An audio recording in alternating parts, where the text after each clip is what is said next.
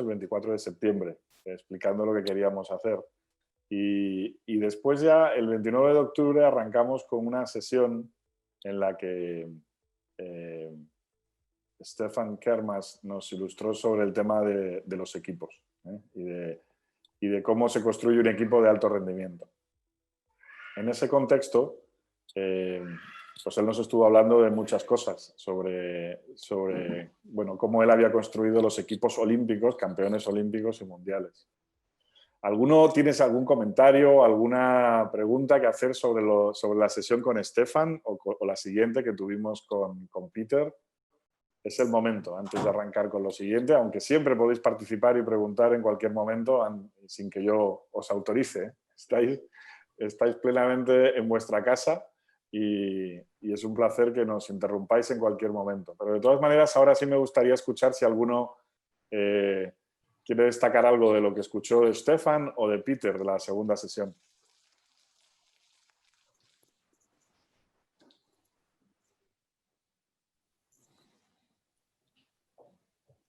¿Nadie?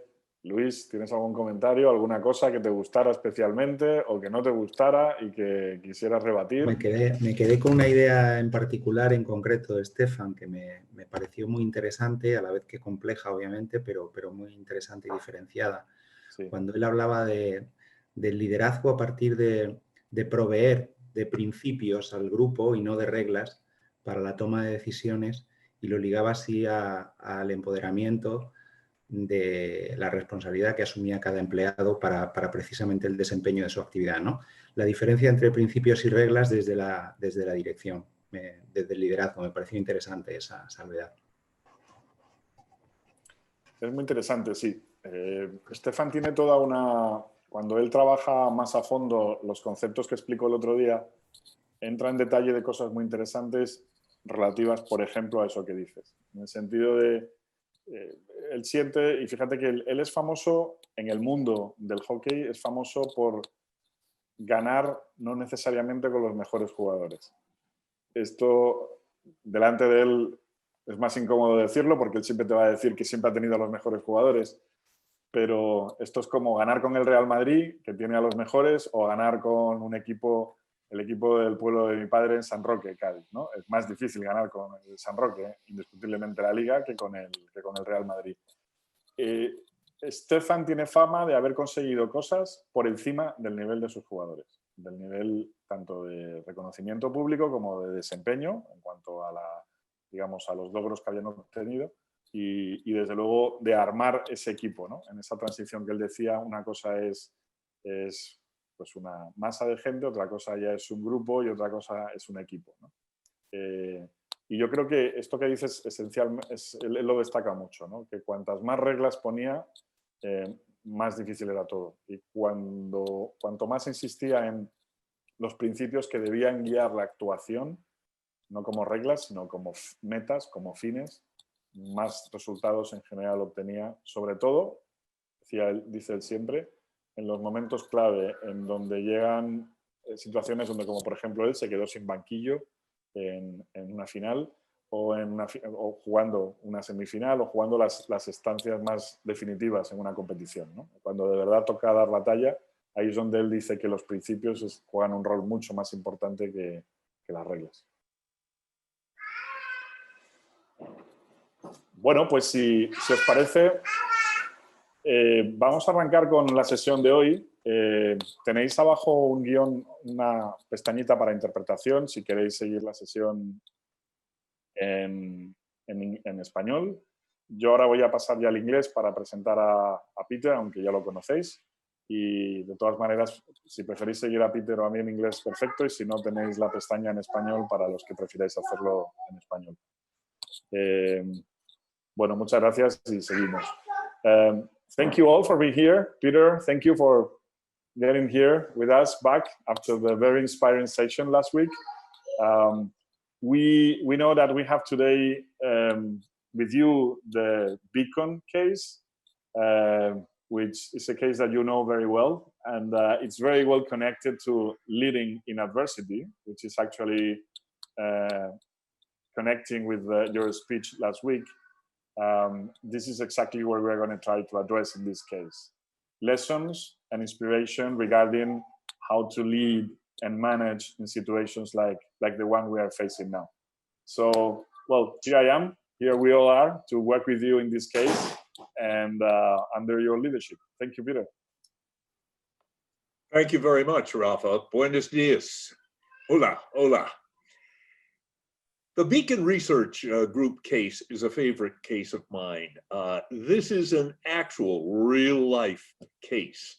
The names have been changed to protect the innocent, as we always say in America.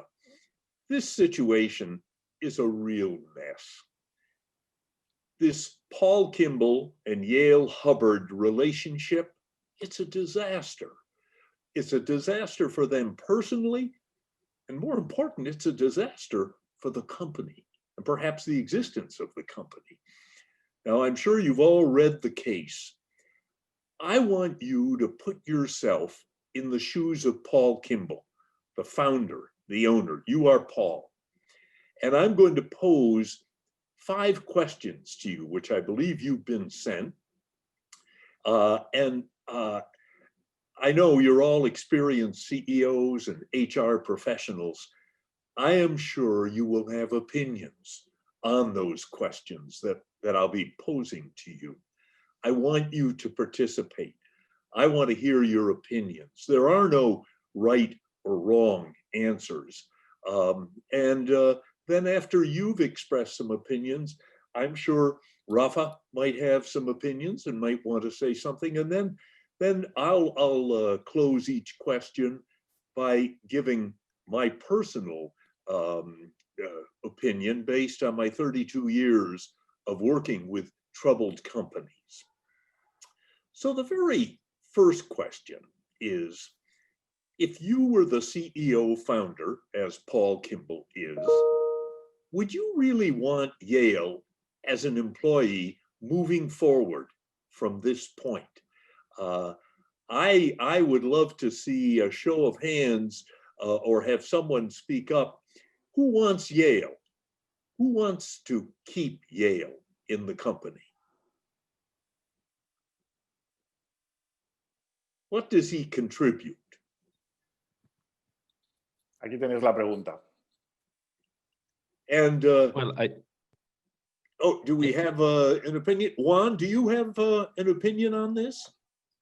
Yeah, I mean, let break the ice and start with my opinion. I mean, great. Actually, my feeling in this situation is that the trust has been completely shattered. I mean, so I think it will be very difficult to me to recover, to come back to a trust situation when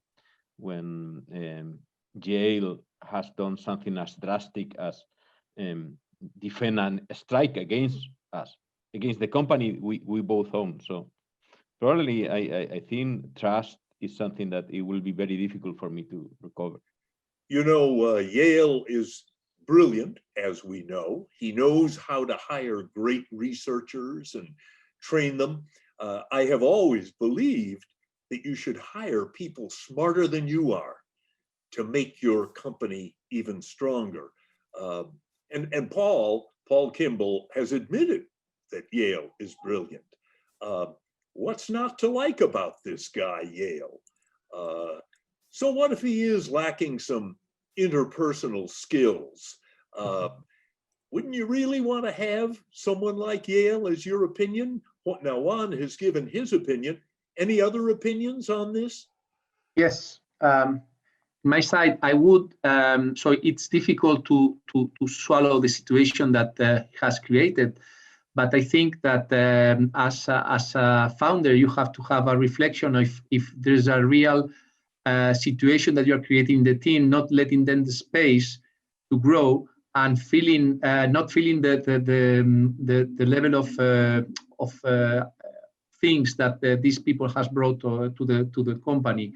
So probably calling a strike is a mistake, but I would think twice before taking this as a point of a breaking point with no return. On the other hand, I see that taking him out is a short-term wrong decision. Maybe long-term, I don't know. I would say that he has to stay too. But short-term, that's a problem as a risk of survival for the company. So being a little bit, I would say, shy there, I would keep him at least since I see what can be done without him. Thank you, Javier. You know, Yale might be turning out brilliant work, which he has clearly contributed greatly to the success of the company. But, you know, this guy is very disruptive. He is questioning your every move. You're Paul. He's questioning everything you do. And this relationship between the two of you seems to really be hurting and could hurt the long-term outlooks of the company. Any other opinions? Rafa, what's your gut reaction?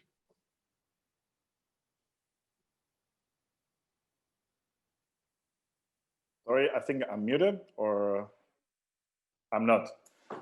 My reaction here is that I want to fire this guy.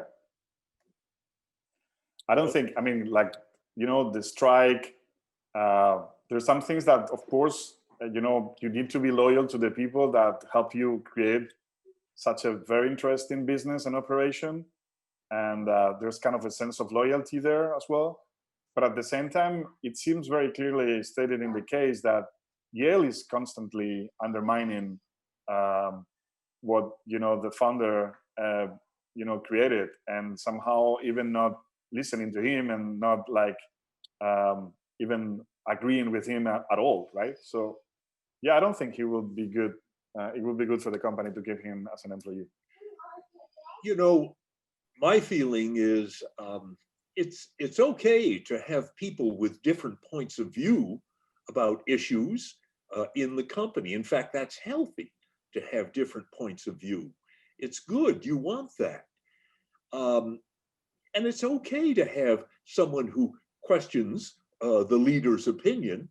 The leader doesn't always have all of the answers by any means. But once the leader, my feeling is, once the leader listens to all of those opinions and hopefully makes a wise and rational decision, then everyone has to get behind it. The leader has made the decision. It's very tough having a wild card, a wild man like Yale, questioning, going behind the leader's back, and really undermining the leader. In my mind, Yale was the ultimate disloyal employee. And I feel having an employee like Yale can only lead to trouble. He's sort of like a cancer in the organization. He did this once, he will do it again, is my feeling. He was disloyal once, he will be disloyal again. And some might say, well, Peter, you know, you seem to be very hard on this, making a very hard, tough decision regarding Yale. But I base this on 32 years of going into 15, 18, 20 different companies that were all seriously troubled, running out of money, close to dying, and having to deal with all sorts of people. And when I've run into someone like a Yale, based on my experience, the best thing to do has been to get rid of that cancer in the organization. Any other comments from other participants? Well, we can move on to question 2. Now you as Paul Kimball have a very immediate problem with Yale. you are on this plane flying back to Boston from Los Angeles. You're going to be arriving back in Boston very soon, and you're going to go straight to the office. What are you going to do to resolve this problem when you go to the office? Are you thinking of trying to negotiate a peace with Yale? Can this marriage between you and Yale be saved? Is there a middle ground? And then, if there is an agreement, a negotiated peace, the question comes up, will Yale abide by that negotiated peace? Will there be repercussions with a negotiated peace? And then, of course, if you do fire Yale, well, what are those repercussions? Yale might go out and start his own company. He might be a competitor. Now, does that really worry you? He would be starting from scratch. Do you think he'd really go through with starting a new firm? Or is that just bravado on his part? And then there's the issue of what about all of these researchers he's hired over the years? He's trained them. Are they going to follow him out the door and join him? The company, conceivably, some people might argue, could disintegrate before your eyes because the assets, the people, the staff would be walking out the door. I'd love to hear some comments and thoughts on this situation from some of you participants. Please, no right answers, you know. I'd love to hear some opinions.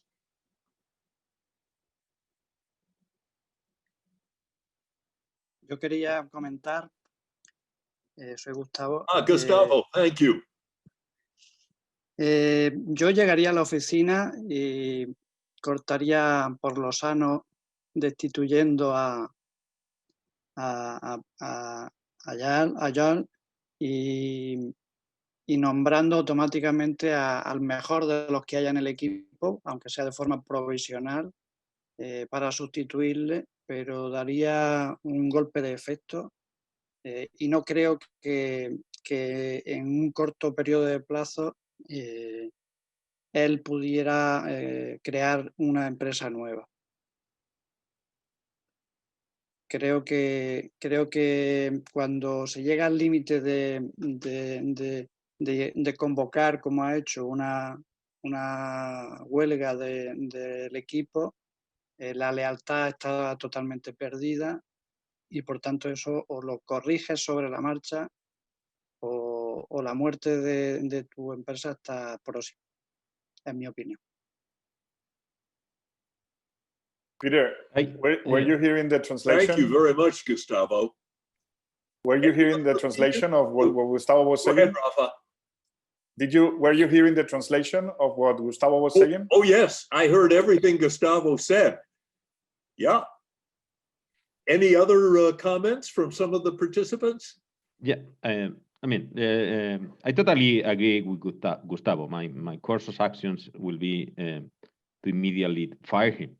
Actually, I will make it very clear that he's leaving the company right away.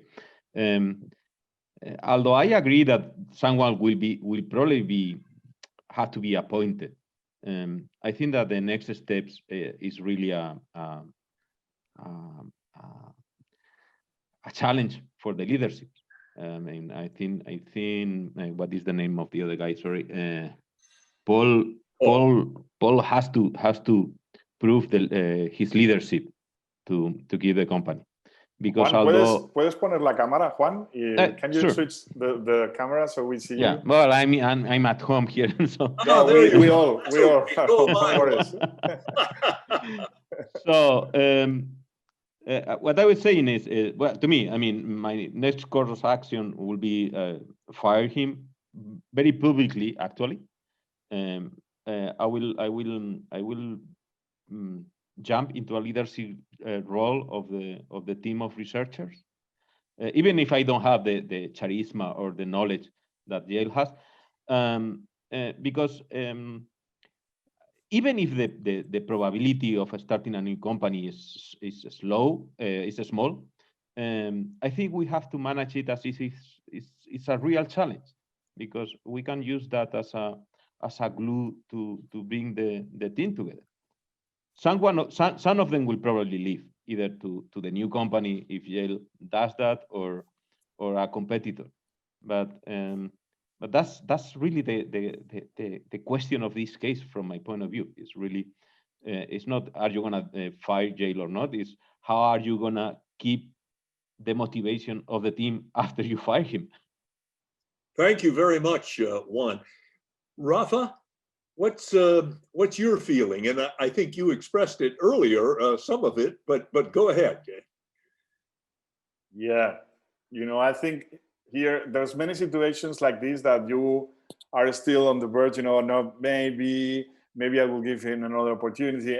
I think that, to me, this is very clear. The moment I get to the office, I need to fire him. And, you know, cut every connection with the company, cut, you know, every access to internet and an email of the company and all the files.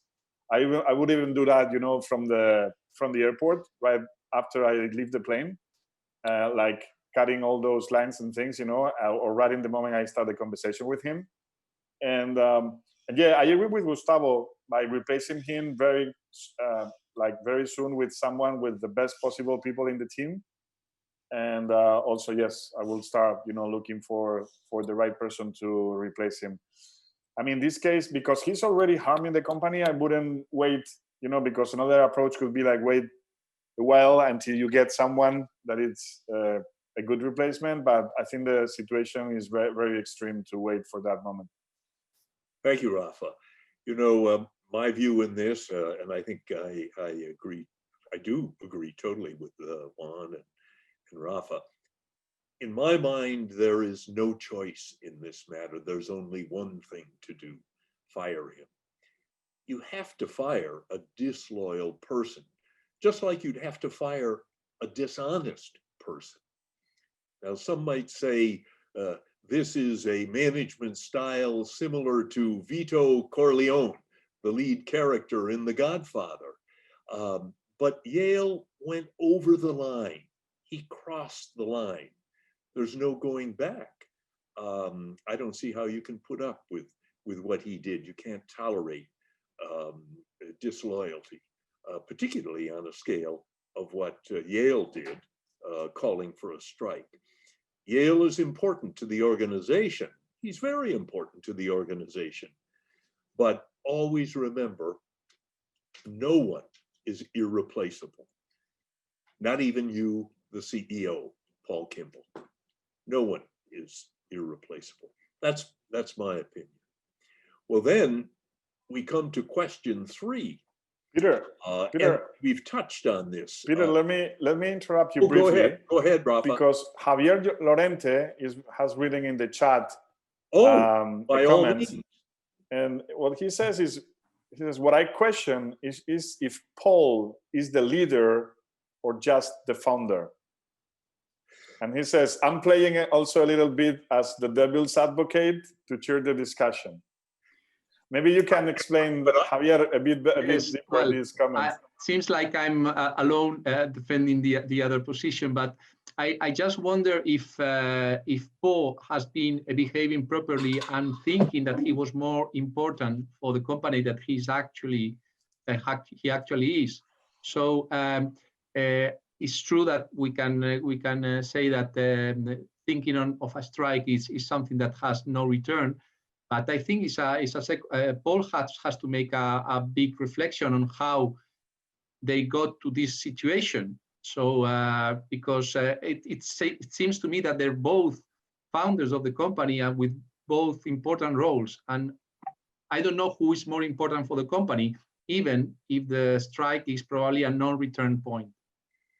Javier, in my opinion, you get an A today for what you just said. And we're going to touch on this toward the end of the class. I think you've really touched on a big issue here. Well, then let's move on to question 3. And again, I think some of the participants have touched on this, but we can chat about it a little bit. Let's say you do fire Yale. Who are you going to replace him with? What is your solution to that problem? And there could be a couple of solutions, but any comments? Feel free to repeat a comment if you've made it before.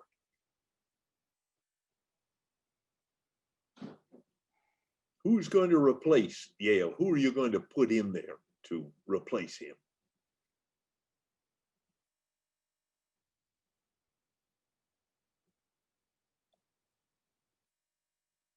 Any comments or questions? I don't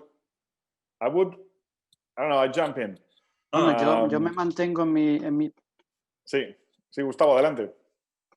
Gracias. Yo me mantengo en mi posición anterior. Yo elegiría, me imagino que ante esa situación ya tendría analizado de todo el equipo quién podría, si es que hay alguno que podría sustituirle. Y si no hay ninguno que vea claramente, de forma a largo plazo, sí que elegiría uno para hacer el golpe de efecto y ganar tiempo, y si esa persona a medio o largo plazo no es la más adecuada, tendría el tiempo suficiente para buscar a otra, pero tiraría de alguien del propio equipo.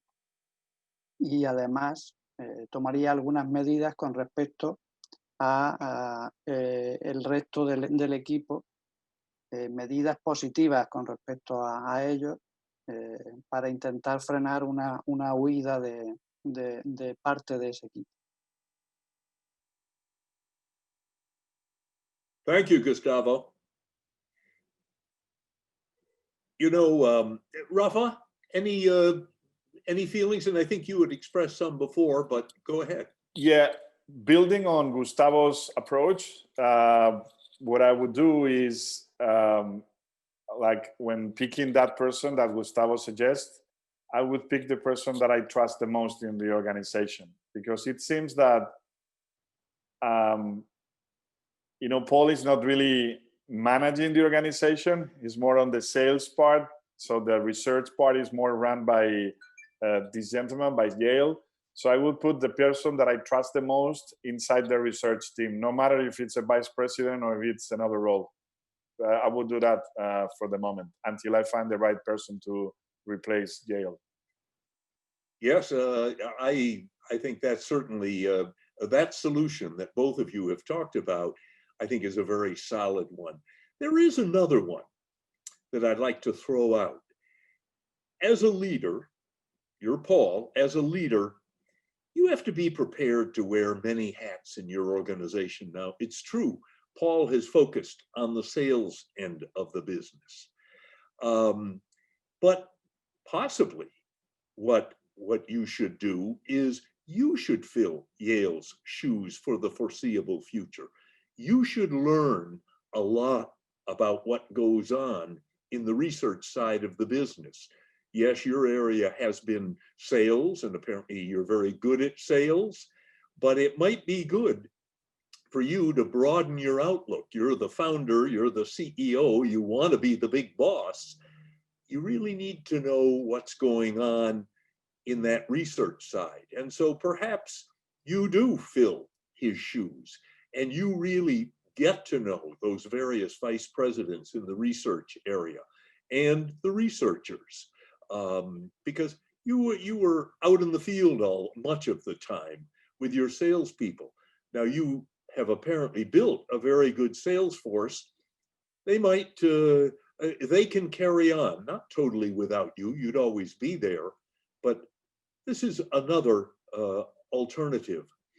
And another thing I'd like to throw out that I found from my experience, never underestimate your employees, those vice presidents and your researchers in a crisis. They usually will come through with flying colors. It's important to communicate with them. You've got to tell them right away what's happened. I fired Yale. You've got to tell them what you did and why you did it. And then you've got to ask for their help. My experience, they will not let you down unless you have absolutely no goodwill that you build up with these people. They will carry through. They will carry through and help you. Why don't we move on to question 4? Let's say you fire Yale. What about the possibility of the researchers following Yale out the door? What do you think the researchers are going to do? Now, he hired all of these people. He trained these people. He managed these people. He was their boss. What do you think their reactions will be? Is there a danger that some or a whole group of them might follow him out the door if he decides to start this new company right away? Let's hear some thoughts and ideas on that. What's going to happen with all of those researchers? Participants, love to hear your opinion on this.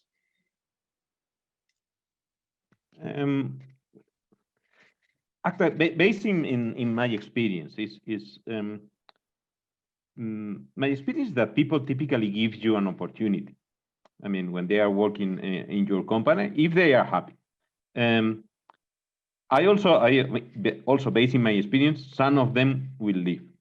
Personal loyalties are a strong bond in some people. Obviously, the case don't give us enough information, but some of them will leave for sure. But most of them will be loyal to the company if they see a clear leadership of a clear direction. I mean, obviously, if they see the company disintegrating because I keep away from research or I put someone new that doesn't really create a bond or is not enough leader of the team, it will be an issue. But overall, my impression is that people always give you an opportunity. It's on you to take advantage of that opportunity. Thank you, Juan. Other comments from some of the other participants? What do you think?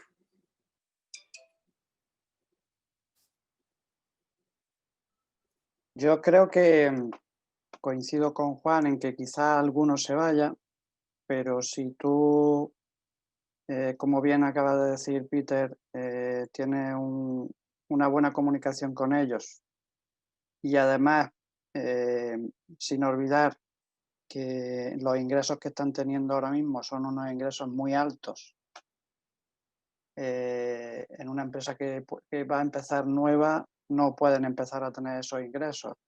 Si además eso tú lo refuerzas porque tienes margen, según la rentabilidad que ha dicho que tiene la empresa, tienes margen para poder incrementar incluso esos incentivos que les tienes, pues creo que entre la posible lealtad que consigas de ellos, más ese incentivo económico del que puedes disponer, creo que el impacto se podría minimizar.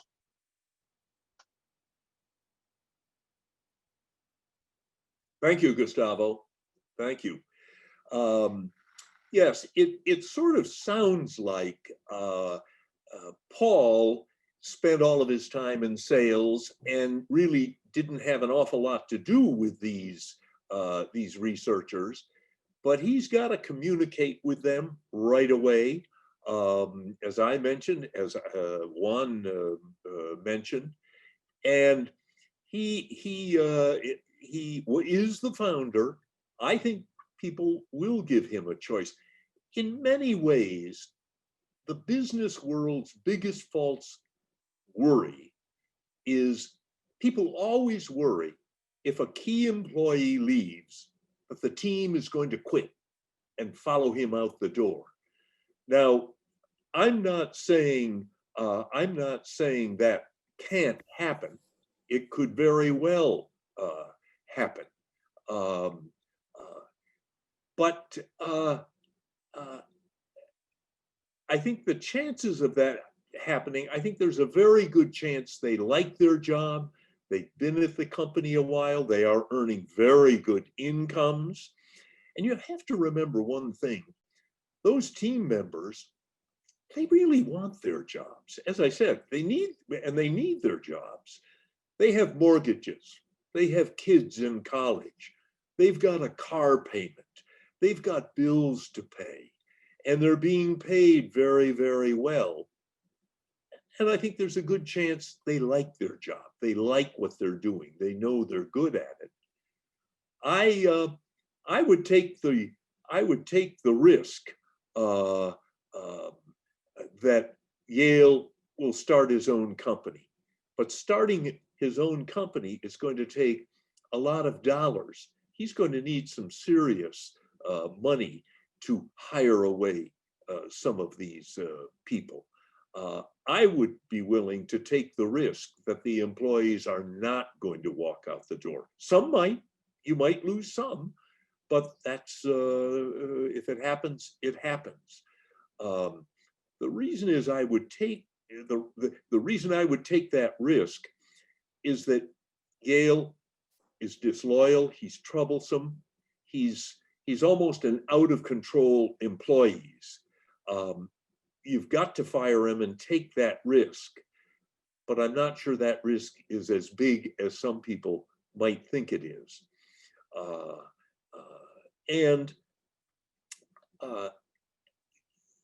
You might add that there is a way to minimize that risk. In a situation where a key employee has to be fired for whatever reason, immediately after that firing, the CEO, the leader, better get out there, has to get out there, has to be visible, communicate with the employees as soon as possible. And actually, ultimately, not just with the employees, but all of the various constituencies, clients, if it's a manufacturing company, suppliers, customers, what have you. The troops, your employees, will rise to the occasion. I don't think they really want to leave, but they do want, and they do need to be reassured. They need that leadership from you. Oftentimes, when I've had to fire a person because he was a poor manager, a poor performer, but was seemingly very popular with his people and other people in the company and seemingly very well liked, it often turns out to be just the opposite. The truth comes out after that person is fired and has left. And it usually comes out from the employees. Rafa, any feelings on your part?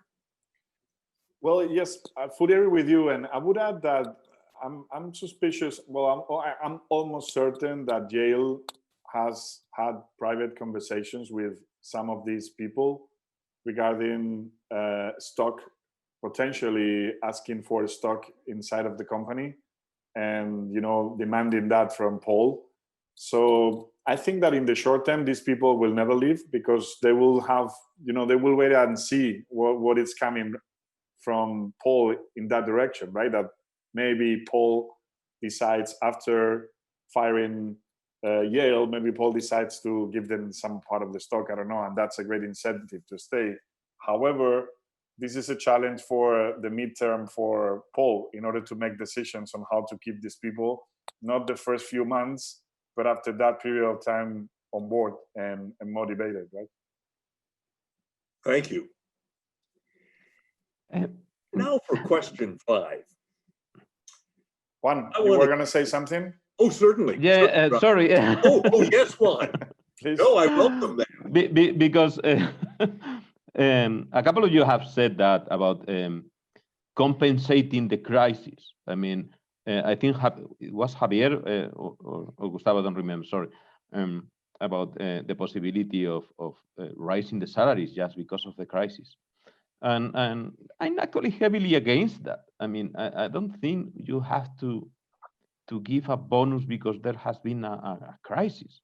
I mean, if things are solved after that, or someone really outperformed once Yale has left, then it is time to discuss about stock options or whatever compensation scheme we want to put. But I personally think, and I may be wrong, obviously, that increasing salaries because of because there's a crisis, because I'm forced to fire someone is a bad approach. I don't know. I'm sorry. No, very good. Thank you, Juan. Any other comments? Let's move on to question 5. And this is the question I think is most important. Let's get to the real issue in this case. Why did this whole messy situation occur? We've talked about the issues of disruptive employees, disloyal employees, and how to handle them. We've talked a little bit about the consequences of firing a disloyal, disruptive employee, who happens to be a very key player. The potential of having members of the team walk out the door with the fired employee. We've discussed this. You know, it's very interesting. When I teach this case to a group of young MBAs, and I know today I'm dealing with experienced business people who have a number of years of experience, maybe a couple of decades of experience under their belts. But when I teach this to young MBAs, and when I taught it at the Sloan School, the typical age would be 27, 28. They had graduated from college. They had done a little work for a couple of years at a very low level, and then they decided to get their MBA. And I would throw the question out. They would look at this case. First of all, I would throw the question out, should Yale be fired? And the large majority would always say, no, he shouldn't be fired. He's too valuable.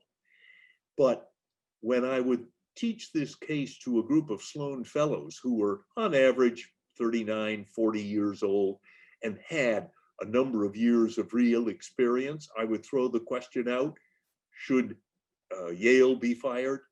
They would, very large majority would say absolutely. The young MBAs tended to be a little naive, I feel, in approaching that question. The MBAs, the young MBAs who study this case, tend to see it just as a human resources case, dealing with a disruptive employee and what needs to be done. But in my mind, these are not the real issues.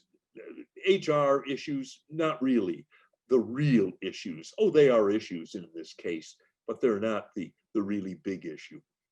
To me, the real issue in this case has to do with why this messy situation occurred in the first place. The most important issue to me is a total lack of leadership exhibited by Paul Kimball, the CEO, in respect to Yale. And one of you, I think it was Juan, touched on this subject. I believe one of the real attributes of leadership is tackling problems head on. Real leaders love problems. They don't shy away from them. They get right into solving them and moving on. They don't avoid problems. They don't hide. They don't postpone doing something about them. They don't hope that the problem is going to go away. Hope is not an effective strategy in leadership. Leaderships jump into the fray, jump into the problem, and attempt to solve it. The job of a CEO, as the leader of the company, is to lead. The CEO is responsible, in my mind, for the entire operation. And perhaps Paul tended, even though he was founder, tended to think of himself as just having to worry about sales, and that Yale would take care of the research. But if Paul really wants to be the CEO, he has to accept the fact that he's responsible for both sides of the house and what happens in both areas of the business. I think the most important lesson in this case is a leader's job is to lead, to take action, to set the organization on the right course, and to fix what is wrong. In this situation regarding Yale, Paul Kimball didn't lead. He didn't act on a long-standing problem until he was forced to do so in a crisis caused by Yale's disloyal actions. My feeling is this situation never should have gotten to this point. I feel the problem that resulted with Yale could have been avoided if Paul had dealt with this issue long before. He's known he's had a problem with Yale for a couple of years, but he chose to ignore the problem. And you can blame it on human nature. The easy thing to do was to not deal with Yale and the unpleasantness of dealing with two personalities that weren't getting along. And human nature perhaps allows you to hope that the problem would go away, but that doesn't happen in life. Problems usually don't just disappear. They fester and they get bigger and bigger, larger and larger. That's just what happened here. The quicker you deal with an issue, the quicker a leader deals with a problem, the better off the organization and everyone in it is going to be. You as the leader, CEO, Paul, you can delegate jobs, you can delegate tasks to others, but you as the leader are ultimately responsible for what happens. You must lead, you must take action. Again, in my mind, the most important lesson learned in this case is to deal with problems when they come up. That, to me, is a very important part of being a leader. Comments from any of you. Am I wrong in thinking this? Am I right? I'd love to hear some comments from some of the participants. And Rafa, too, please.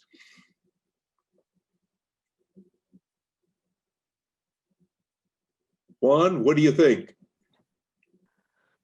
Actually, I was wondering when is the right moment to act and how to recognize that, because it's very easy, as you said. I mean, obviously, with a disloyal action, it's very easy to see. When I read the case, I think mostly what I was thinking is that Yale is greedy. Actually, he's demanding money. He's demanding ownership of the company. He's basically saying, I'm helping you create a lot of value. I want part of that. That obviously, if I put in Paul's shoes, is okay. I'm being greedy also. I mean, I'm failing to give him what he's worth, and suddenly you reach a point where the discussion is no more. It's the relationship is broken. But to me, it's not that easy. When to make the decision, he's pushing the cord too much, and he's breaking the rope. So I mean, I usually have an answer for everything. You're like me, Juan. So it's just not. It's difficult to see when the action should have been taken. Javier. Yeah, I think that that seems to me that happens frequently in these one-man show companies when somebody has brought company from scratch. Happens also in family companies, probably. That it's not that easy to see the contribution of the people and how sometimes they have been even more important than the actual founder. I think that Paul somehow has overlooked this, and maybe he should look to his pride and say that maybe he's 95% of the stocks, but only 40% of the company. If he had done that before, probably he would have avoided this situation. Interesting, very good comment, Javier, I feel. What actually ended up happening with this company? Well, Paul, and that's not his real name, ultimately... You know Paul, right, Peter? I know Paul very, very well. He's a very close friend of mine, as does Rafa. This whole incident caused him to rethink his, and I'm going to call it perhaps greediness, of wanting to really own it all and keep it all for himself.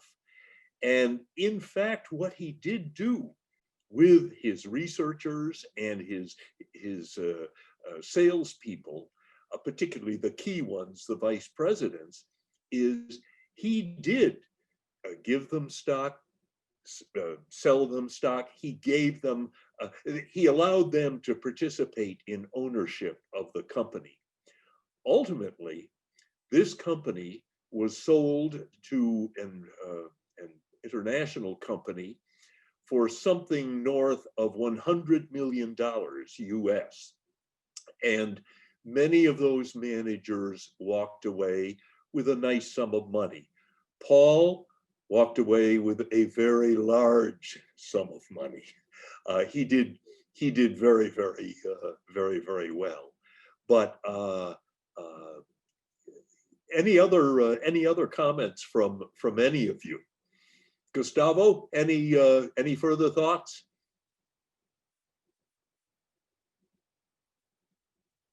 No, en principio comparto, Peter, tu análisis de la situación. Yo creo que por el crecimiento tan rápido que ha tenido y los beneficios tan altos que tenía, esa empresa estaba preparada para ser vendida. Y dado que la situación interna no era la más adecuada, creo que era el momento. Creo que era el momento de hacer esa operación. Estoy totalmente de acuerdo y creo que no sé lo que pasó en realidad, pero creo que ante esta salida de Joel, creo que lo inmediatamente que debía hacer Paul era estabilizar un poco la situación y vender la empresa. As I recollect, and Rafa, you might refresh me on this, but Paul and I have talked about this, and I believe he did pick out one of the research vice presidents, one who he felt was the strongest, and put that person ostensibly in charge to keep an eye on things and lead. And also, I believe Paul did get much more involved learning about what went on in that side of the business, which I think was a very wise thing to do. Actually, the sale did take place a number of years after all this happened. The company continued to grow and really became the leading company. It spawned several others that are very well known in the business world today, several others. And it spawned them by former employees of Beacon ultimately going out and starting their own companies. But this company was sold. In fact, The dates are a little misleading in the case. I changed some of them. The company was actually sold in 1997 to, as I said, a large international company. The company has since been resold, I think something like 3 other times. The company has gone downhill. Paul had to stay for a couple of years on an earn-out, but then he left. And the company is today really a mere shadow of its former self, I must say. Some of the other companies that were started by former employees have grown, have gone public, are still being led by those founders, and are doing very, very well. Paul did very well in the sale, and I might add, this is just an aside, he made a lot of money in the sale, but where he made his serious money was that he, back in the 80s, had been one of the founders of a venture capital firm in Boston that went on to become enormously successful. He was one of 3 founders.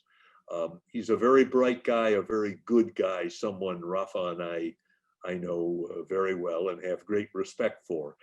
But I think he learned a lot going through this episode with Yale.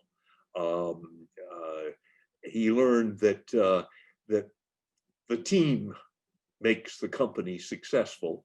Yes, he was the founder and ostensibly the leader, but perhaps he wasn't doing everything that he should have been leading on earlier on. And of course, we're looking at this with the advantage of hindsight.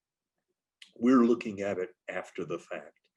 It can be very easy for us to come up with solutions when in fact, in the heat of the battle, we might have been reacting just the way Paul did, and we might have put off doing something about this bad relationship that had been going on for a couple of years between Yale and Paul. Rafa, any? Yes. Well, thank you very much, Peter. I think it's this case is very interesting in itself, but I want also to leave here a reflection for us, in the coming weeks, because this program continues, and it's in the context of the challenges we're facing with the pandemic. All of us in our businesses, some of our businesses are going down because the market is really doing not very well. Some of us, the business is changing because it's taking a different shape, and we are transforming our companies into, the new way of doing derived from the pandemic. And some of us, we didn't find yet the solution to our business while we don't know when this is going to be over. I believe that there's many insights and learning from this case that we can extrapolate and apply to other circumstances. The idea here in this case is, as Peter posted, is very related to leadership and those things that only the leaders in the organization can really take care of. And I believe this is a moment for all leaders in organizations to think about what comes next. What is about January 21, but what is about June 21 and December 21 and January 22. And maybe we have in subtle ways situations in our organizations that are similar to this one. Maybe we have situations that we are not addressing in the same way that Peter said, that it's easy to solve this case once, we know all the facts after a long time. But yeah, the challenge is to see what are those things in our organizations that kind of need to be changed or reshaped or reoriented or just thought again about them. And I think, we will continue discussing about this over the next few sessions. Let me finish today only by sharing with you, I think you can see my screen. If any of you can just give me a sign that you are seeing what I have projected here. Thank you, Luis. Well, over here, what you can see is what we, the program, the whole program. We started at UC with Stefan Kermas. Then we had Peter Kurzina for 2 consecutive sessions about leadership in adversity. We are going to have tomorrow, Chen Jian. Chen Jian is going to be with us 2 sessions, the same way we did with Peter. The first one is tomorrow, when he is going to discuss how open innovation together with leadership, it's a key component on how to address this crisis we are in with the pandemic, and how other companies have been addressing these particular same challenges. Also, next week, we will have a similar session to the one we had today with Peter. In that case, we'll have it with Chen Jian, which will be around the Siemens case, how Siemens is particularly been addressing the issue of open innovation in a challenging environment like the one we are going through now. The next week also, we will have on Thursday, Jason J, where he will inaugurate the next chapter, the following one, which is about conscious capitalism and broad sustainability, which will be also the following session on the following week. And well, this is what we have ahead. I was just trying to make a summary of what we've done so far, and we have what is that we have ahead, right? So for tomorrow, actually, we're going to have Chen Jian with open innovation for Spain and what are the solutions other corporations are taking. You have some readings in the platform. You have some videos. I hope those work well. If you have the time to check them, we can comment on those anytime during the session. So feel free to discuss or send me messages or use the chat or send me messages, in between the sessions. This space is for you to take the best of this opportunity of being here with people like Peter and the rest. So yeah, please, here we are to help and to see how we can better help you address any of the issues you have at hand. Peter, thank you very much. A todos, muchísimas gracias. Peter, an honor and a pleasure to have you here always. It's fantastic. Thank you. I enjoyed it. I love the participation, and I think we had lots of views expressed. This was good. Thank you, Peter. A vosotros, a todos, muchísimas gracias. Nos vemos mañana y para lo que necesitéis, ya sabéis, aquí estamos. Muchas gracias. Un abrazo.